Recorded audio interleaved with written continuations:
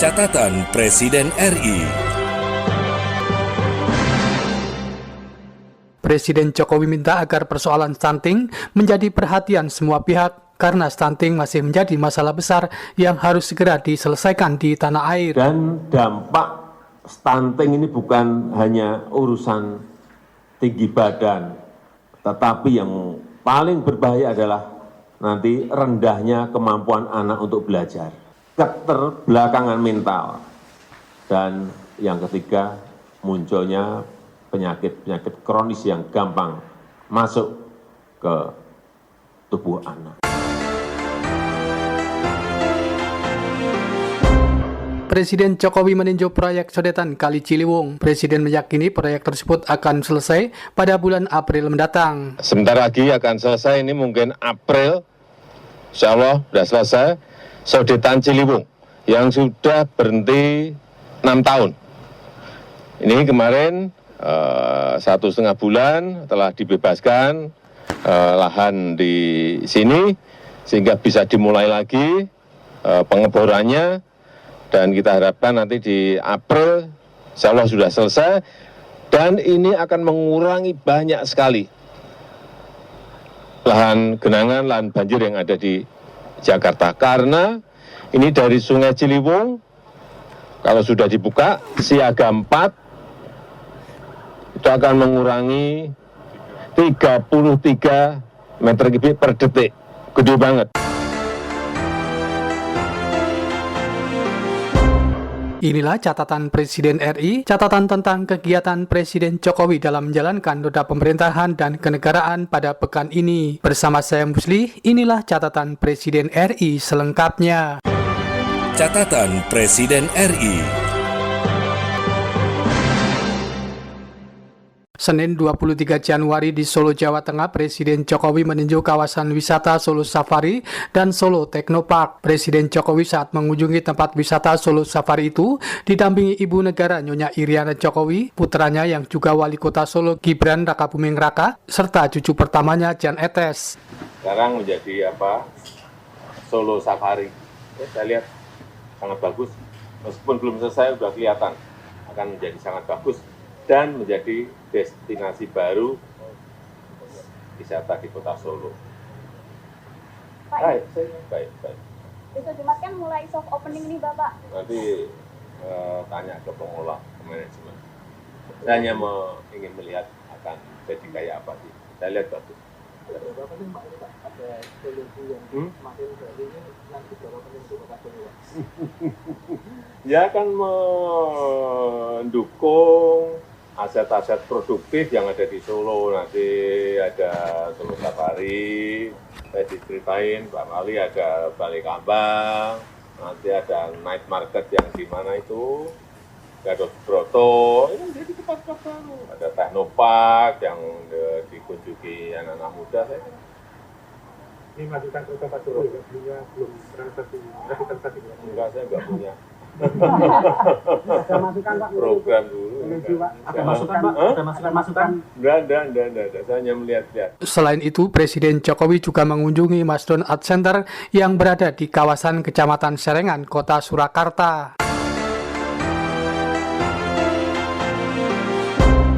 Selasa 24 Januari, Presiden Jokowi meninjau proyek pembangunan sodetan Kali Ciliwung di Kanal Banjir Timur. Pada kesempatan tersebut, Presiden Jokowi menekankan penanganan banjir di Jakarta harus dilakukan secara menyeluruh dari hulu hingga hilir. Lebih lanjut, Presiden Jokowi menjelaskan di hulu pemerintah telah membangun Bendungan Ciawi dan Bendungan Sukamahi. Presiden memperkirakan sodetan tersebut akan selesai pada bulan April mendatang.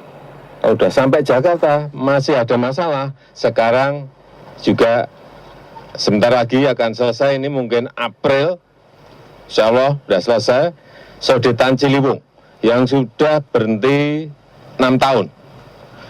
Ini kemarin 1,5 bulan telah dibebaskan lahan di sini, sehingga bisa dimulai lagi pengeborannya, dan kita harapkan nanti di April, insya Allah sudah selesai. Dan ini akan mengurangi banyak sekali lahan genangan, lahan banjir yang ada di Jakarta. Karena ini dari Sungai Ciliwung, kalau sudah dibuka, siaga 4, itu akan mengurangi 33 meter kubik per detik. Gede banget. Kemudian kalau pada siaga 1, 63 meter kubik per detik. Gede sekali. Karena terowongan ini, salurannya ini 3,25 meter 2. Kanan 3,2 meter, kiri terowongannya 3,25 meter. Sepanjang 1,3 kilometer. Ini sangat, kalau nanti sudah berfungsi, ini sangat mengurangi banjir yang ada di Jakarta. Kalau ini sudah, urusannya tinggal yang ketiga, urusan pompa yang ada di sungai-sungai dan juga normalisasi Ciliwung, normalisasi 12 sungai yang ada, Mokefat, Kali Pesanggerahan, Kali Angke, Kali Cipinang, dan yang lain-lainnya. Juga harus dinormalisasi kalau kita ingin Jakarta tidak banjir.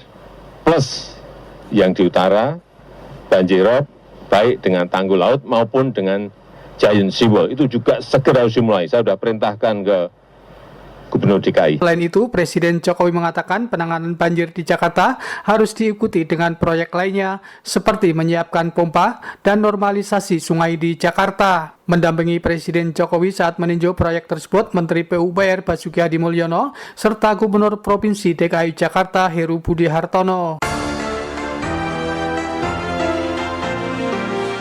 Selasa 24 Januari setelah meninjau proyek pembangunan sodetan Kali Ciliwung menjawab pertanyaan wartawan tentang periode jabatan Kepala Desa, Presiden Jokowi menegaskan Undang-Undang Nomor 6 Tahun 2014 tentang Desa telah mengatur masa jabatan Kepala Desa selama 6 tahun dan selama 3 periode. Presiden menyebutkan perpanjangan masa jabatan Kepala Desa tersebut merupakan aspirasi Kepala Desa. Lebih lanjut, Presiden menjelaskan dirinya mempersilahkan para Kepala Desa untuk menyampaikan aspirasinya ke Dewan Perwakilan Rakyat. Iya, yang namanya keinginan, yang namanya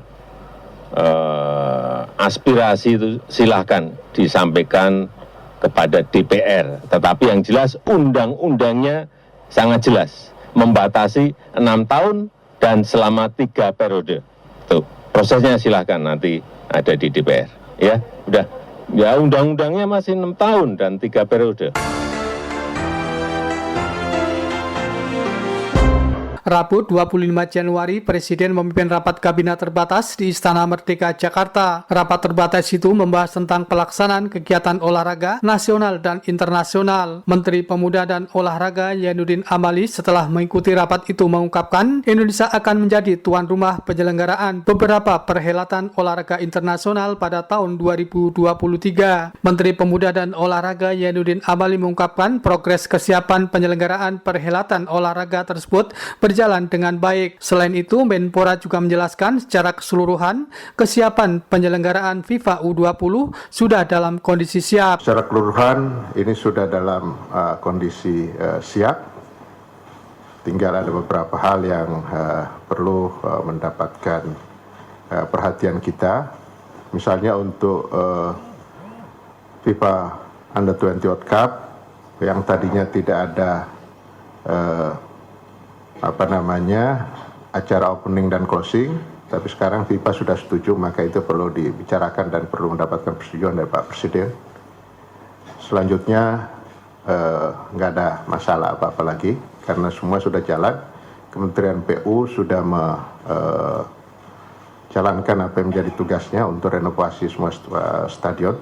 Sementara itu di tempat yang sama, Ketua Olimpiade Indonesia Raja Sabta Oktohari menjelaskan sejumlah agenda olahraga internasional yang diselenggarakan di Indonesia pada tahun 2023. Selain Menpora mengikuti rapat kabinet terbatas tersebut, sejumlah menteri Kabinet Indonesia Maju. Rabu 25 Januari masih di Istana Merdeka Jakarta, Presiden memimpin rapat kabinet dengan sejumlah menteri. Menteri Perencanaan Pembangunan Nasional Kepala Bappenas Suharso Mono Arfa mengungkapkan Presiden Jokowi akan menerbitkan instruksi Presiden atau Inpres sebagai petunjuk pelaksana kebijakan pembangunan jalan daerah. Suharso mengatakan saat ini hanya sekitar 42% dari 480.000 kilometer jalan kabupaten kota di seluruh Indonesia yang dalam kondisi mantap. Oleh karena itu, lanjut Suharso Mono Arfa, pemerintah akan membantu membangun jalan daerah yang berstatus tidak mantap hingga mencapai target RPJMN sebesar 60% pada tahun 2024 mendatang. Dari sekitar 480-an ribu kilometer jalan-jalan kabupaten kota di seluruh Indonesia, keadaan yang mantap itu hanya 42%. Dan di dalam RPJMN itu minimal kita ingin mencapai 65%. Dan 65% itu tentu tidak hanya menjadi beban daerah, tetapi juga menjadi beban kita bersama.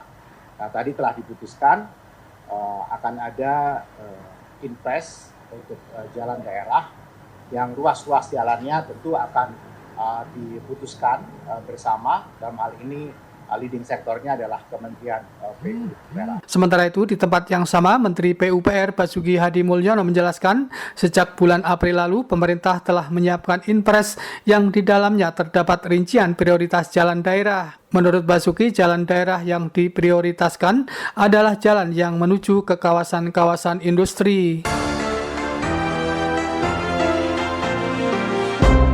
Rabu 25 Januari, Presiden menghadiri pembukaan Rakernas Program Pembangunan Keluarga, Kependudukan, dan Keluarga Berencana dan Penurunan Stunting. Pada kesempatan itu, Presiden Jokowi menegaskan target penurunan angka gagal tumbuh atau stunting sebesar 14% harus dapat dicapai pada tahun 2024. Lebih lanjut, Presiden Jokowi menjelaskan stunting masih menjadi masalah besar yang harus segera diselesaikan di tanah air. Presiden mengatakan stunting dapat mempengaruhi kualitas sumber daya manusia sebuah negara, tidak hanya kondisi fisik, melainkan juga kesehatan hingga kemampuan pikir anak. Pada kesempatan itu, Presiden Jokowi juga menyinggung tentang persoalan-persoalan penanganan stunting di Indonesia. Dan stunting di negara kita menjadi PR yang sangat besar yang harus segera diselesaikan.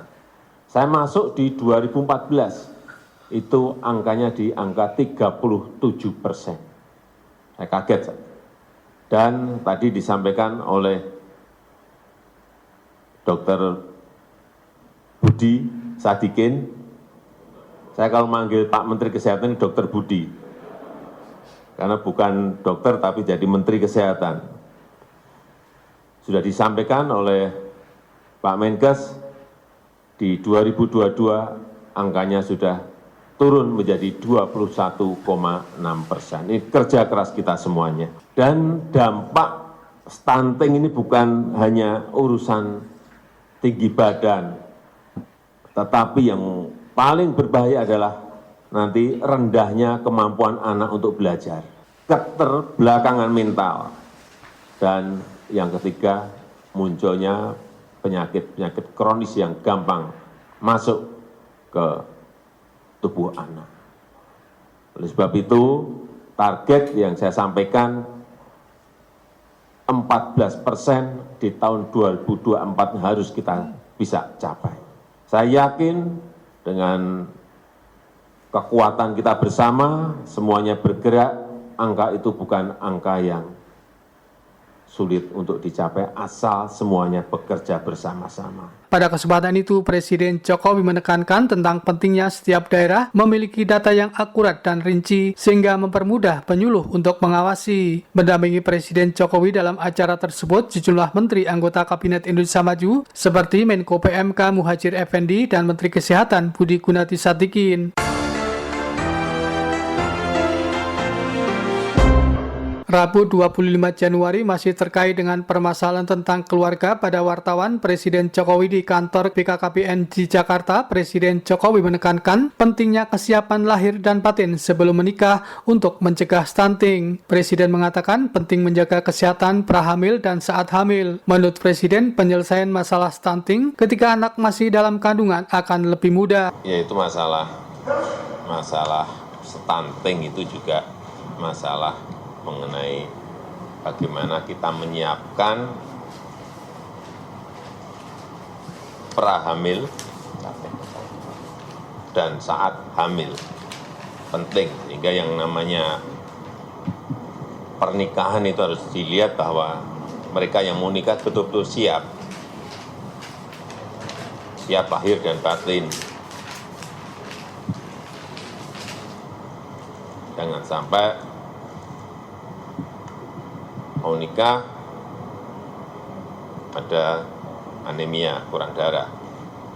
Itu nanti waktu hamil, kalau ini nggak diselesaikan, waktu hamil, anaknya menjadi stunting. Penyelesaian setelah lahir itu lebih sulit, akan lebih mudah diselesaikan pada saat anak masih di dalam kandungan. Sementara itu, dalam acara pembukaan Rakernas Program Pembangunan Keluarga, Kependudukan, dan Keluarga Berencana, serta penurunan stunting, Presiden Jokowi antara lain mengatakan pentingnya asupan gizi yang diberikan pada ibu hamil dan juga bayi. Dan jangan sampai keliru, karena yang lalu-lalu saya lihat di lapangan, dari kementerian masih memberi biskuit pada anak. Cari mudahnya, saya tahu, lelangnya gampang.